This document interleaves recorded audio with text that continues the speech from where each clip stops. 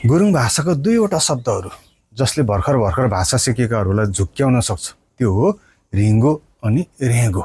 आउनुहोस् आज यिनै दुईवटा शब्दहरूमा अभ्यास गरौँ।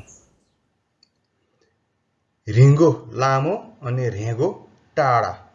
उच्चारणमा ध्यान दिनु होला है। रिङ्गो अनि रेगो। रिङ्गो भनेको लामो, रेगो भनेको टाढा। रिङ्गोमो लामो छ, रिङ्गोमो। रेगोमो टाढा छ, रेगोमो। रिङ्गोमो लामो छ, रेगोमो टाढा छ। रिङ्गोमना लामो रहेछ, रिङ्गोमना। मना भन्नुको सट्टामा मुना पनि भन्ने गरिन्छ है। रिङ्गोमना अथवा रिङ्गोमुना लामो रहेछ, रेगोमना टाढा रहेछ, रेगोमना। चौरिङ्गोमना यति लामो रहेछ, चौरिङ्गोमना यति लामो रहेछ, चौरेगोमना यति टाढा रहेछ।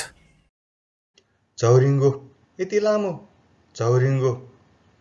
चौरेगो यति टाढा, चौरेगो। बेलेरिङ्गो निकै लामो अथवा साह्रै लामो, बेलेरिङ्गो। बेलेरेगो निकै टाढा अथवा साह्रै टाढा, बेलेरेगो। कदेरिङ्गोमो कति लामो छ, कदेरिङ्गोमो। कदेरेगोमो,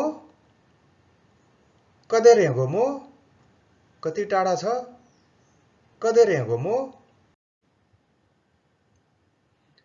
क्यारिङ्गोमो बाटो लामो छ, क्यारिङ्गोमो। क्यारेगोमो बाटो टाढा छ, क्यारेगोमो। टोटोरिङ्गोमो डोरी लामो छ, टोटोरिङ्गोमो। नासरेगोमो गाउँ टाढा छ, नासरेगोमो। चमेलबे नासम बेलेरेगोमो उनीहरूको गाउँ त निकै टाढा छ, चमेलबे नासम बेलेरेगोमो। छोट्याएर बोल्नु पर्यो नि हेरी चमै नासम भन्छ है, त्यो छोट्याएर बोलेको। निलबे नासम रेगो आरे, निलबे नासम रेगो आरे। हाम्रो गाउँ त टाढा छैन, निलबे नासम रेगो आरे। बोलीचालीमा नि नासम भन्छ, नि नासम रेगो आरे। त्वारे कदै रेगोमो, त्वारे कदै रेगोमो। अब कति टाढा छ, त्वारे कदै रेगोमो।